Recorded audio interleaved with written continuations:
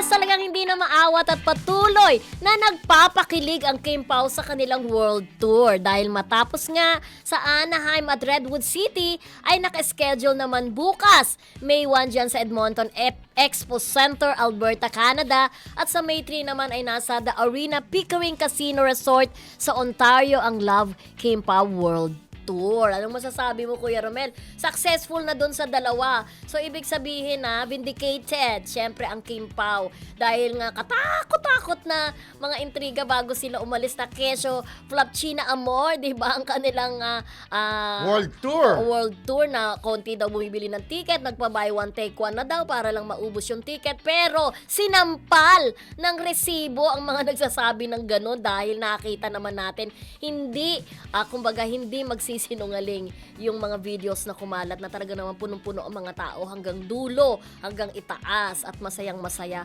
Kahit mga matatanda, kuya, nakita ko no, mga 80 plus years old, ang saya-saya nila. Kahit ibang lahi, talagang nahuhook na rin dito sa Kim Pao. Actually, ang karamihan ng mga fanay din ng Kim Pao, mga oldies but goodies. Correct, diba? oo. Kagaya yan si Ate Lola Ignacio, Ate Teresita Brabil, laging sa akin, nag-chat-chat, diba, na talagang sila, kahit edad-edaran. Sa Ate Cecil Pili, diba, edad-edaran na sila. Correct. Pero hindi nila alam anong magic meron ang Mami Kim Pao. Amores, Carol Sousa, diba? Si Yes. Ate Carmen Dolalas. Pero hindi naman natin sinabing may mga edad na talaga sila. Ha? Oo, edad-edaran. Yung iba, edad-edaran lang. Pero ito, in between ng kanilang shows, kuya, nag-celebrate din ng may mga nagtatanong kasi may nakikita kasi silang video kung saan sa isang restaurant, kinantahan si Kim ulit ng kanyang birthday. Sabi nila, di ba, nung April 19 pa ang birthday ni Kim.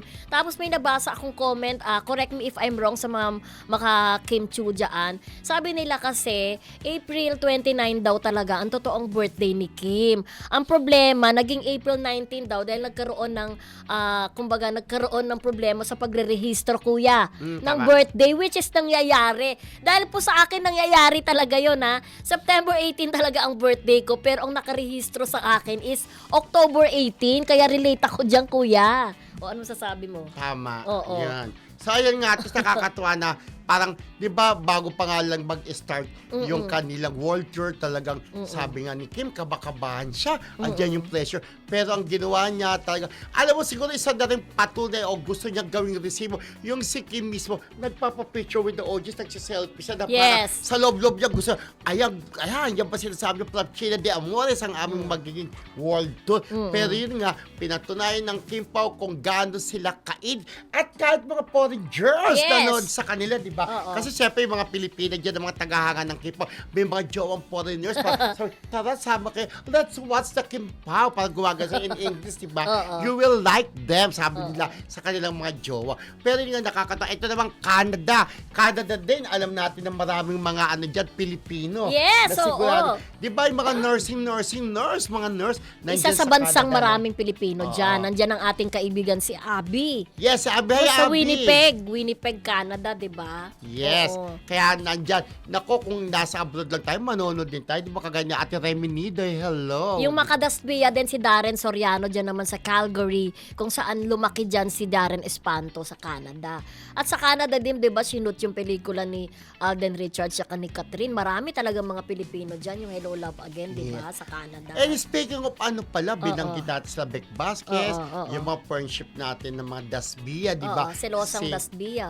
Si Michelle Araneta yan, si Mami Apple, Knights of Eraya, si Kids Gamer. Batiin natin yung friendship. Tumanggap pala ng award, di ba?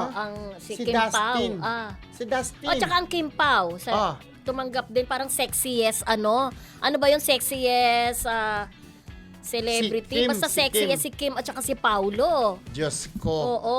Yung katuwa naman ni Paulo talagang doon nga sa movie nila, di ba? Yung huling pelikulang ginawa nila, yung kanilang launching movie, di ba meron hubadubaran din si Paulo, parang nakakaano talaga, di ba yung kanyang katawan? Talaga, one of the sexiest actors, di ba? Sa showbiz, si Paulo Abilino at si Kim naman, one of the sexiest actresses. Walang question Diba? kay Kim because Kasi both of them are fit talagang. Oo. Marami rin ng tuwa dahil na habang nasa ibang bansa sila, Kuya Romel, bumalik na sila sa kanilang pagja-jogging. Kasi parang banding nila yun, di ba? Kasi alam nila, ang mga artista po talaga, minsan taga tinitingnan yung face value, yung katawan. Kaya, ay, Diyos ko, ba't ganyan ng katawan? Di ba? Ang daming nagsasabing ganyan. Maganda ka nga, pangit naman ng katawan mo. May mga, alam mo, mga tao, pentasero, kala mo, ang gaganda rin nila. Ako nga sinasabi, hindi ako kaganda. Okay lang yung nagsasabi naman sa akin, hindi rin naman kagandahan. Di ba? Pero ako, hindi ako napipikon kahit sabi, ay, kalbo. Okay, yan ako, ano magagawa ko, di ba? Pero Yes. still beautiful. Si Kim kasi, habang marunong mag-alaga sila ng katawan ni Paolo, friendship, di ba? Hindi lang face value, pati yung katawan nila, alaga nila. Kasi alam nila, artista sila, kaya jogging-joggingan sila, boxing-boxingan sila, di ba? Para maging physically fit. Yes, habol ko lang si Nympha Stevens ng 88188 watching from Auckland, New Zealand. Yan, Kim Pao yan. Si ano Oo. pa? Si Estabin, ano ba yun? Si ano? Estabes. Yung lagi nanonood. Tita Alice Lopez. O, Tita Alice Lopez, Lorna Anselmo. Hindi yung isa pang yung babae. Lina lagi Moreno. nanonood. Ate Evelyn Chu, yung isa Oh, pang Evelyn Chu. babae.